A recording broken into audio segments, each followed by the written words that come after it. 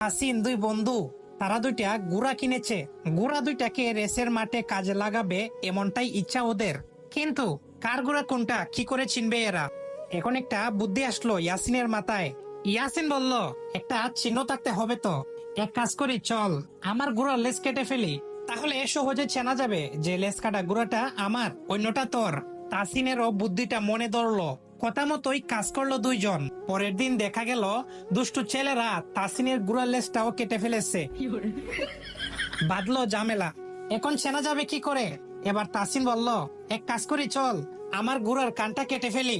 কান কাটা ঘোড়াটা আমার, অন্যটা তোর। যেই কথা সেই কাজ, কেটে ফেলা হলো তাসিনের ঘোড়ার কান। এদিকে দুষ্টু ছেলের দল পরের দিন অন্য ঘোড়ার কানও কেটে নিল। এখন কি উপায়? রেগে মেগে শেষে ইয়াসিন বলল, দূর চাই। বন্ধুরা, এখন এদের দুজনে কাণ্ড শুনে তো আমি হাসতে হাসতে বেহুশ। এখন ইয়াসিন যা বলল সেটা শুনে তো আমি হাসি থামাতে পারছি না। কি বললো সেটা শোনার আগে তোমরা যারা তোমাদের নাম দিয়ে ফানি ভিডিও বানাতে চাও তারা অবশ্যই লাইক দিয়ে সাবস্ক্রাইব করতে হবে এবং কমেন্টে বেশি বেশি তোমার নাম বলে যেতে হবে। রেগে মেগে শেষে ইয়াসিন বলল, দূর চাই, অত চিহ্ন টিহ্ন হবে না।